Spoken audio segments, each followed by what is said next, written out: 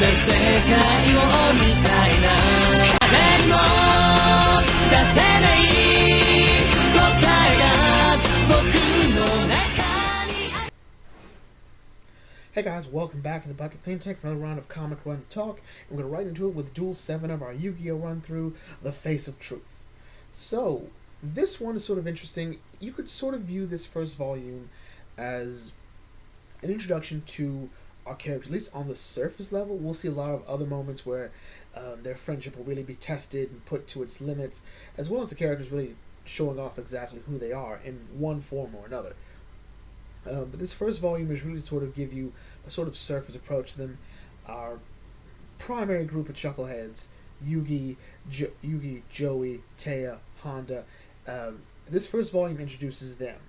There's a bunch of other smaller stories in between this, but like I said, I didn't want to keep bogging the whole story down with those specific chapters. One or two, if those characters come back, I'll talk about, or if there's a really interesting idea going on.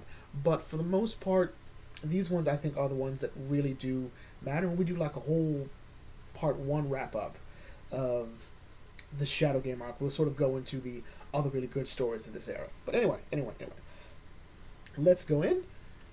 And so this is the end of school, and Joey goes to Yugi like, hey Yugi, I need you to discuss something with you. I need your help. It involves my buddy Honda.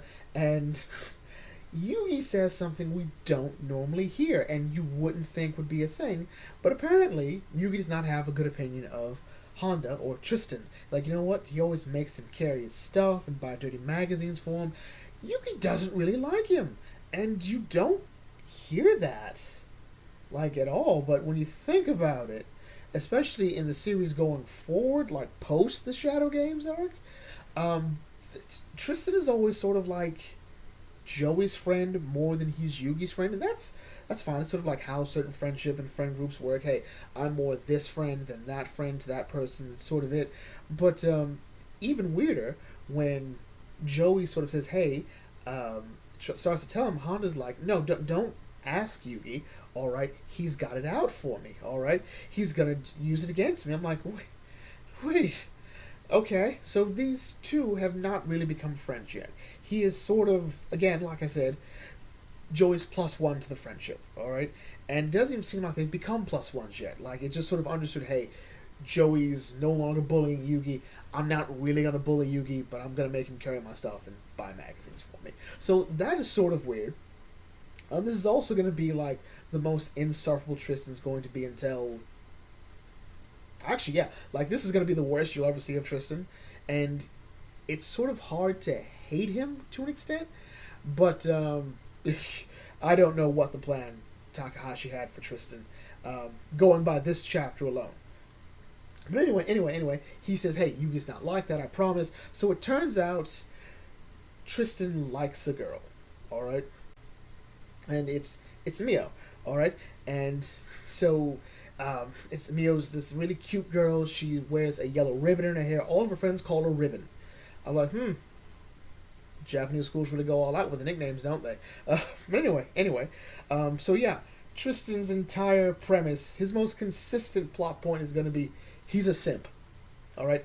And it sort of goes without saying, like, Yugi low-key isn't really a simp. Alright? Like, he's not... he likes Taya, pretty much.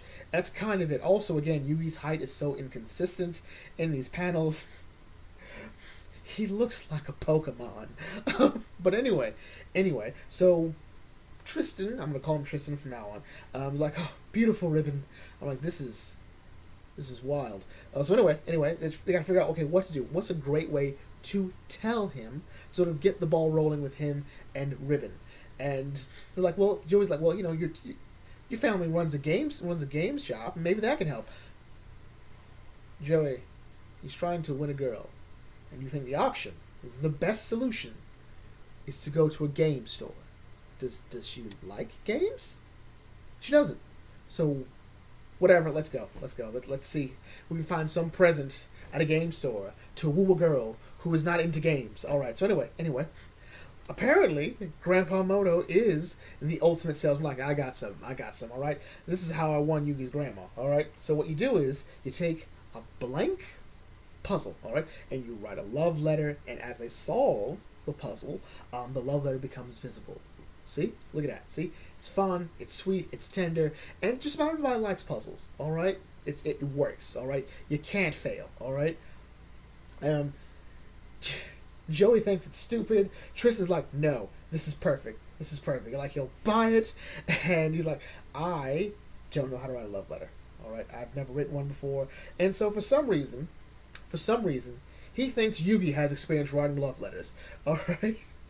All right? Like, you need to write it. I'm like, what do I know about winning girls over? Look at me, Tristan. Look at me. But so it's like, just do it, all right? Feel my beating heart. Feel the love. Feel the passion. And she's like, but why me? And he says, like, she turns me down, I will kill you. And it's like, no, what's going on? So Yugi stays up all night writing this love letter. And look, I've written, I'm going to put myself out there. I have written at least 3 love letters. And we're not going to discuss whether or not they were successful. But anyway, I think I could do better than this. Like, my beloved ribbon, you look perfect in your yellow ribbon. I love you more than anything in the universe, from Tristan Taylor or Hiroto Honda. All right, and I'm thinking, Yugi stayed up all night for this. I think his heart's just not in it. Like, okay, what do I like about Mio? Yellow ribbon. There we go.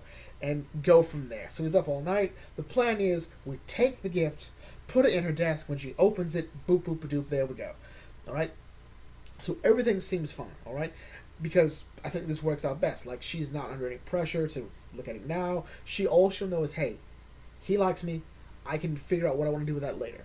No putting anybody on the spot. Love it. So we have the new teacher. Well, not the new teacher, but one of the teachers. Looking good. Looks like a rough draft for Mai. Miss Chono is her name. And everyone likes how she's a real babe. But apparently she's the Wicked Witch of Expel. Alright, she's expelled 6 students in the last... she expelled 15 students in 6 months. I'm like, what's going on? So, but anyway, so the vice principal apparently has a crush on. Like, so how did your Oma go? Which is sort of like an arranged marriage meeting. Let's say, essentially finding a potential marriage partner.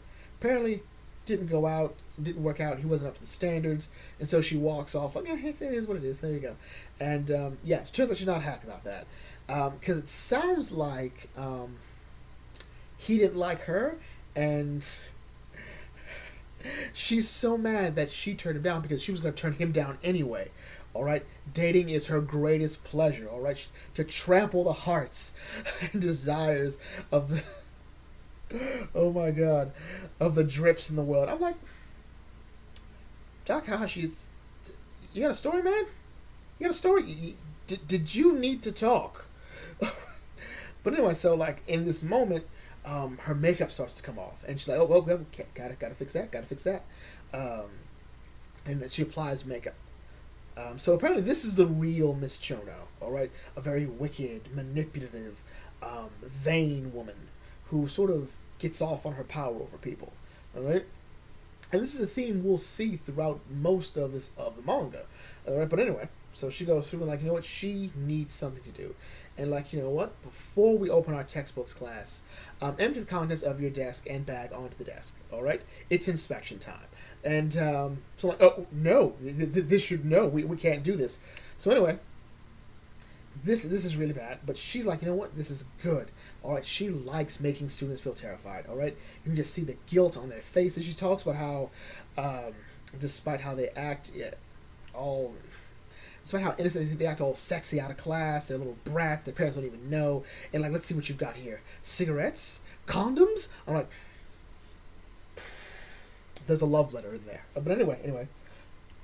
So as it goes through and we all know the inevitable's coming, she goes to Mio's desk and like, hey, look, all right, look, what is this? And she tells the truth, I don't know. She just found it in her desk. All right, so like, oh. And Tristan's like, oh my god. And so she rips it open like, oh, look at this, it's a puzzle? All right, honestly, we probably would have stopped there had it probably not been in design as a present, but it's like, okay, what's going on here? Like, my beloved ribbon, you look perfect in your yellow ribbon. What a silly matter. I think you'd been like, well, I'm sorry, I am not, I'm not Shakespeare. All right, but whatever. So like, so, if anyone tells me who it is now, I'll save you the embarrassment. She's lying. I don't believe her for a second. Okay, so we'll figure out who it is, and there we go. So everyone's so Tristan's feeling really bad because first of all, Mio's gonna be embarrassed. All right, she's gonna be hurt the most, and the problem is like in the school, underage dating. I don't quite know what that means, like in the context of a high school. I think the term just loses me. Like this puzzle date waiting to happen. It's strictly prohibited. So whoever the guilty party is, please stand up. And Tristan's like he's so embarrassed, but because this isn't how he wanted to happen. He like I need to find some way out of this. Like fine, I'll just stand up and I'll make a joke of myself. And there we go. So as he stands up, Yugi comes like, I wrote the message, and he's like, Yugi, and then Joey goes, I put it in her desk. Yep, and I'm thinking, I'm Spartacus. Alright? And, it's great. Like, so I think this is a great moment, because even then at the end of it, Yugi and Joey are like, it doesn't matter if they laugh at us or if Ribbon hates us. This keeps it in Tristan's corner. Like, Tristan can still confess to her on his own terms. But he's like, no, I can't let you guys do this. It's my message in that puzzle. So they all stand there, and it's awesome. All right, the three amigos, the three caballeros, the three musketeers. And Michelle's like, no, you're lying. No, none of them are lying. They're legit all telling the truth because Yugi says he wrote the message, which he did. Joey's saying he put it in her desk, which he did. And Tristan's saying, hey, it's my message. It is his message. But she's like, you know what? No, I'm still going to solve it. And, whenever I find out who it is, he's expelled. I'm like, okay, so this is just, she's getting wicked now. And so what happens is, Yugi blacks out again. Cue the music.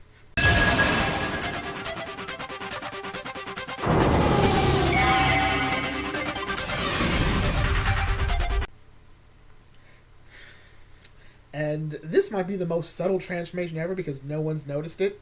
You'd think they would. Up until this point, Yugi's mostly transformed out of view of other people. Alright? But here, he's just sort of like standing there in class. And like, if we go back a sec, Yugi is at least beside Joey and in front of Tristan. So they should see what's going on here. But anyway. The magic happens, and what happens is Yugi, Dark Yugi as he's called here, he sort of points out that how dare you wound Honda and Tristan and Mio's souls. Everyone has secrets locked in their hearts, secrets only they can show to a special person. Our feelings are in that puzzle, and now, by the power of the Millennium Puzzle, that jigsaw puzzle has been turned into a shadow game. Alright, now as much as you hurt them, you will hurt yourself. And really what happens is, as the puzzle is assembled, alright, the makeup on her soul falls apart and shows her true face. Alright, so in other words, for this moment, everyone will see what she really looks like. And she runs out like, this never happens again, you reveal my secret, and I'll get you back, I'll be back. And then everyone's sort of like, oh, okay. Yugi, sort of like, what happened? So yeah, again, he's been blacking out. He has no idea what's happened. And, after that, Tristan worked up the courage to tell Ribbon how he feels, and she said no. And that's how the story ends. And sadly, that will not be the end of Simp Tristan. But anyway, whatever. That's how this chapter ends, as well as the conclusion of Volume 1. So, real quick, Mio, aka Ribbon, is sort of a mainstay in the Season 0 anime. Alright, she's sort of been repurposed into being a regular. She's Teia's best friend.